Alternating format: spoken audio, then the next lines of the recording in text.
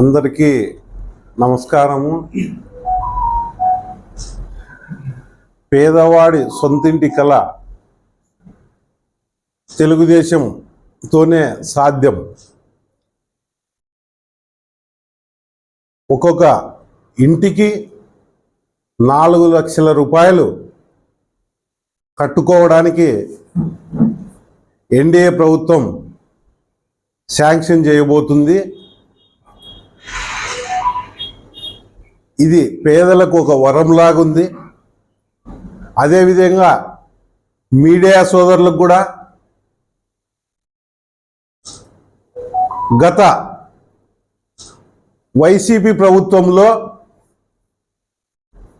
అయిపోయేసరికి ఖజానాలో ఒక చిల్లి గవ్వ కూడా లేకోకుండా ఖాళీ చేసి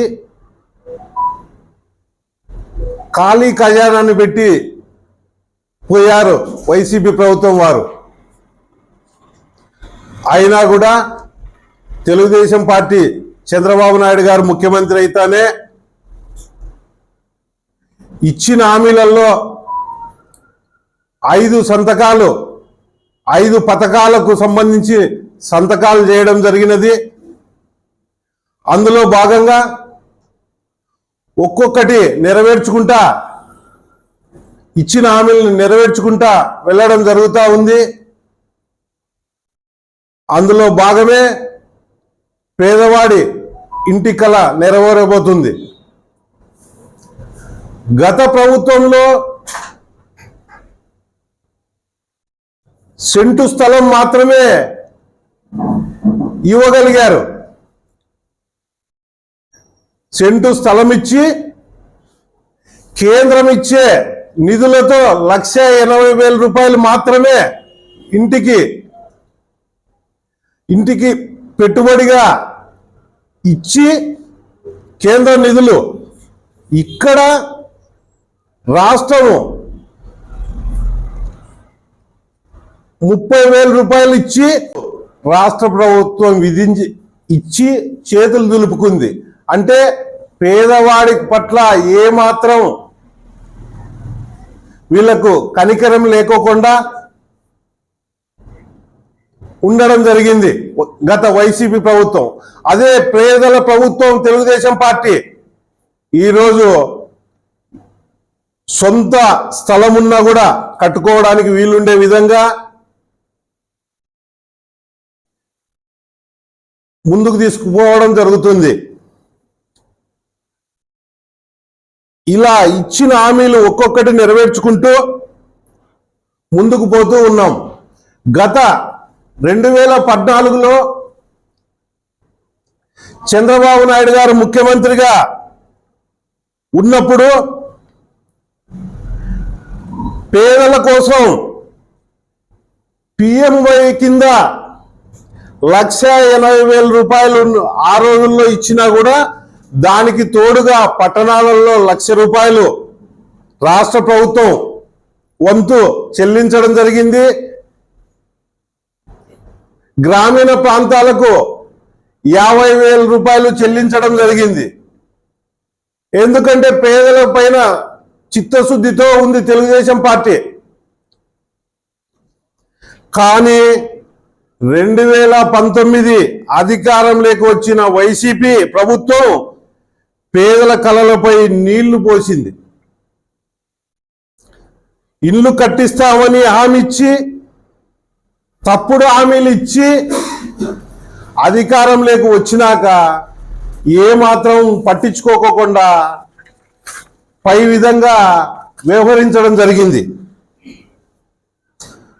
దాంతోపాటు కేంద్ర గృహ నిర్మాణం కోసం ఇచ్చిన 5,000 కోట్ల రూపాయలను కూడా నిధులను దారి మళ్లించి పేదల ఇళ్ల కోసం ఇచ్చిన నిధులనే దారి మళ్లించిందంటే వైసీపీ గత ప్రభుత్వం ఎంత నీచంగా ఉందో ఒక్కసారి ఆలోచించాలి.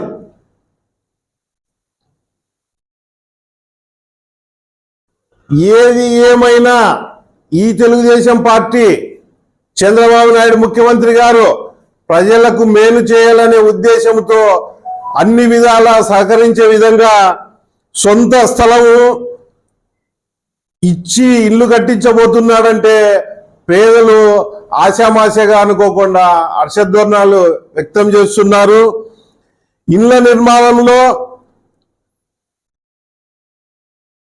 పేదలు ఇబ్బందులు పడకూడదని సదుద్దేశంతో ముఖ్యమంత్రి చంద్రబాబు ఈ నిర్ణయం తీసుకున్నారు. వారితో పాటు జర్నలిస్టులకు కూడా ఎన్డీఏ ప్రభుత్వం కట్టించి ఇళ్లను ఇవ్వనుంది.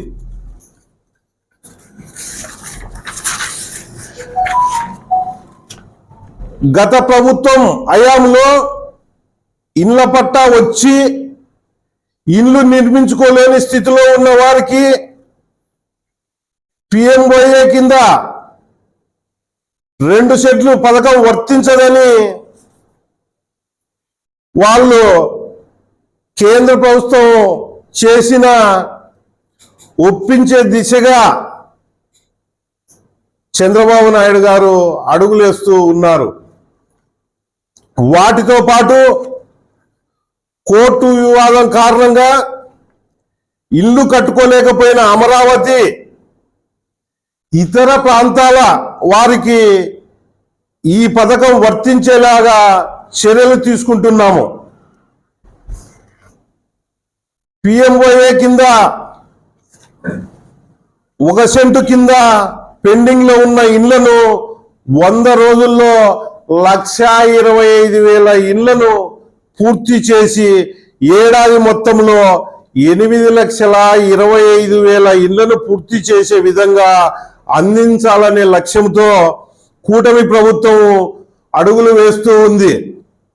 కేంద్ర పథకాలు వినియోగించి రహదారులైతేమి, విద్యుత్ అయితేమి, తాగునీరు వంటి మౌలిక వసతులు దశల వారీగా పూర్తి చేస్తాము. గత ప్రభుత్వం పూర్తిగా చేయకుండా నిలిపివేసిన ఇళ్లను నిర్మాణాలను కూడా పూర్తి చేసి పేదలకు అందిస్తాము.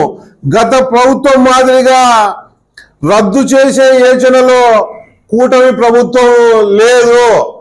గత ప్రభుత్వంలో తెలుగుదేశం హయాంలో ఉన్న ఇళ్లను రద్దు చేస్తామని ఎవరికి వినియోగించుకోకుండా రాష్ట్రంలో శిథిలా వ్యవస్థకు చేసే విధంగా గత ప్రభుత్వం వ్యవహరించింది.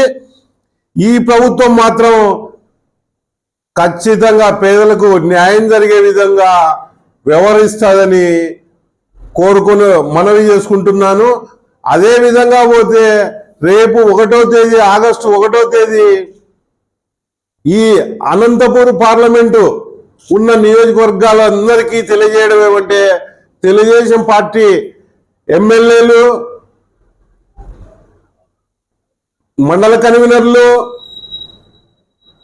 పార్టీ వార్డు ఇన్ఛార్జీలు ప్రతి ఒక్కరూ రేపు పేదలకు పెన్షన్ పంపిణీ కార్యక్రమానికి హాజరయ్యి పేదలకు వాళ్ళకు సహాయ సహకారంగా అందించి వాళ్ళ ఆశీర్వాదాన్ని పొందవలసిందిగా కోరుకొనుచున్నాను.